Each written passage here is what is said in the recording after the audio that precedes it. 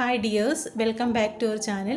ഇന്ന് ഞാനൊരു പാർട്ടികളിലൊക്കെ വിളമ്പുന്ന ഒരു ചിക്കൻ മസാലയുടെ റെസിപ്പിയാണ് കാണിക്കുന്നത്. നല്ല ടേസ്റ്റായിട്ട് നമുക്ക് ഇതെങ്ങനെ തയ്യാറാക്കുന്നതെന്ന് നോക്കാം. അപ്പോൾ നമുക്ക് വീഡിയോയിലേക്ക് പോകാം. ഇത് തയ്യാറാക്കുന്നതിലേക്കായി ഞാനിവിടെ ഒരു 3/4 കിലോ ചിക്കൻ നന്നായിട്ട് കഴുകി വൃത്തിയാക്കി ചെറിയ പീസുകളായിട്ട് കട്ട് ചെയ്ത് വെച്ചിട്ടുണ്ട്. ഇത് നമുക്ക് ഒന്ന് മാഗ്നേറ്റ് ചെയ്തെടുക്കണം. അതിന് വേണ്ടിയിട്ട് ഞാൻ ഇതിനകത്തോട്ട് ഒരു 1/2 ടീസ്പൂൺ മഞ്ഞൾപ്പൊടി, 2 ടേബിൾ സ്പൂൺ മുളക് പൊടി, പിന്നെ ഇതിലേക്ക് ആവശ്യത്തിനുള്ള ഉപ്പ്, പിന്നെ ഒരു മുറി നാരങ്ങയുടെ നീര്,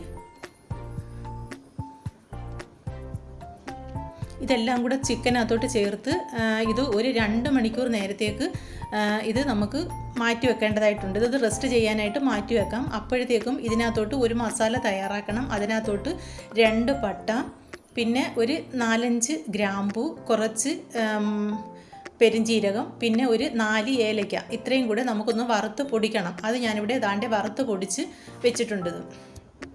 ഇനി നമുക്ക് ഒരു പാൻ സ്റ്റൗവിനകത്തോട്ട് വെക്കാം.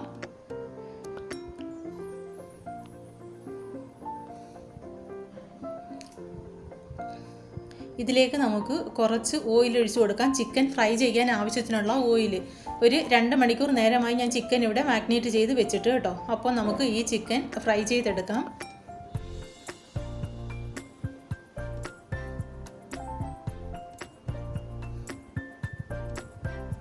അപ്പോൾ ദാണ്ടെ നമ്മുടെ ചിക്കനൊക്കെ നന്നായിട്ട് ഫ്രൈ ആയി വന്നിട്ടുണ്ട്. ഇത് നമുക്ക് കോരി മാറ്റാം.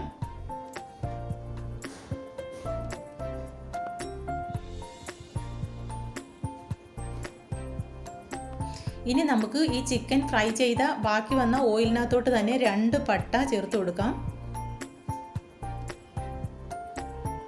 ഇനി ഇതിലേക്ക് ഞാനൊരു 2 സവാള നീളത്തിൽ കനം കുറഞ്ഞ് അരിഞ്ഞു വെച്ചിട്ടുണ്ട്. അതും കൂടി നമുക്ക് ഇതിനകത്തോട്ട് ഇട്ട് കൊടുത്തിട്ട് ഇത് നന്നായിട്ടൊന്ന് വഴറ്റിയെടുക്കണം. അതായത് സവാള നല്ല ഗോൾഡൻ ബ്രൗൺ നിറം ആകുന്നത് വരെ നന്നായിട്ടൊന്ന് വഴറ്റി കൊടുക്കണം. അപ്പോൾ ദാണ്ടെ സവാള ഇവിടെ നന്നായിട്ട് വഴന്നു വന്നിട്ടുണ്ട്. ഇനി ഇതിനകത്തോട്ട് 1 ടേബിൾ സ്പൂൺ ഇഞ്ചി ചതച്ചതും 1 ടേബിൾ സ്പൂൺ വെളുത്തുള്ളി ചതച്ചതും കൂടി ചേർത്ത് കൊടുത്തിട്ട് ഇത് നന്നായിട്ടൊന്ന് വഴറ്റി കൊടുക്കണം. കുറച്ച് കറിവേപ്പിലയും കൂടെ ഇട്ട് കൊടുക്കാം. ഇനി ഇതിനകത്തോട്ട് 2 പച്ചമുളക് ചേർത്ത് കൊടുക്കണം. ഇതും കൂടി ചേർത്ത് കൊടുത്തിട്ട് ഇത് നന്നായിട്ടൊന്ന് വഴറ്റി കൊടുക്കാം. ഇനി ഇതിനകത്തോട്ട് പൊടികൾ ആഡ് ചെയ്ത് കൊടുക്കണം. ഒരു 1/4 ടീസ്പൂൺ മഞ്ഞൾപ്പൊടി ചേർത്ത് കൊടുക്കാം. 1 ടേബിൾ സ്പൂൺ മുളക് പൊടി, 1 ടേബിൾ സ്പൂൺ മല്ലിപ്പൊടി, പിന്നെ നമ്മൾ ഇതിനകത്തോട്ട് ചതച്ച് വെച്ചിരിക്കുന്ന മസാലപ്പൊടിയും കൂടെ ചേർത്ത് കൊടുക്കണം. ഞാനിതൊരു 2 ടേബിൾ സ്പൂൺ ചതച്ച മസാലപ്പൊടിയും കൂടെ എടുത്തു വെച്ചിട്ടുണ്ട്. അതും കൂടി നമുക്ക് ഇതിനകത്തോട്ട് ഇട്ട് കൊടുത്തിട്ട് ഇത് നന്നായിട്ടൊന്ന് മൂപ്പിച്ചെടുക്കണം. അത് കഴിഞ്ഞതിന് ശേഷം നന്നായി പഴുത്ത ഒരു തക്കാളിയും കൂടെ ചേർത്ത് ഇത് നന്നായിട്ടൊന്ന് വഴറ്റിയെടുക്കണം. ഇനി ഇതിലോട്ട് ആവശ്യത്തിനുള്ള ഉപ്പും കൂടി ചേർത്ത് കൊടുക്കാം.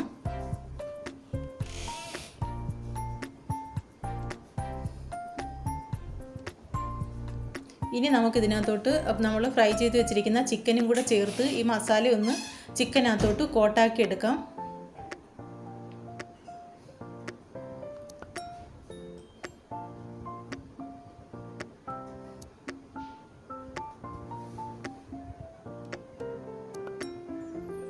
ഇനി നമുക്ക് ഇതിലേക്ക് കുറച്ച് പഞ്ചസാര, ഞാനിവിടെ 1 ടേബിൾ സ്പൂൺ പഞ്ചസാരയും കൂടി ചേർക്കുന്നുണ്ട്. ഇത് നിങ്ങൾ ഒഴിവാക്കലും കേട്ടോ.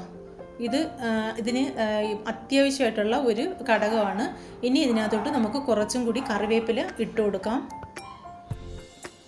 ഇത് ചേർത്ത് കൊടുത്തിട്ട് ഇത് നന്നായിട്ടൊന്ന് മിക്സ് ചെയ്യാം. ഇനി നമുക്ക് ഈ മസാല നമ്മൾ ഇതിനകത്ത് അടുക്കി പിടിക്കും. അതുകൊണ്ട് നമുക്ക് ഇതിനകത്തോട്ട് കുറച്ച് വെള്ളം, ഒരു 1/4 കപ്പ് വെള്ളവും കൂടെ നമുക്ക് ഇതിനകത്തോട്ട് ചേർക്കേണ്ടതായിട്ടുണ്ട്. ഇതും കൂടെ ചേർത്ത് കൊടുത്തിട്ട് ചെറിയ ഒരു മസാല അതിന് വേണ്ടിയിട്ട് കേട്ടോ.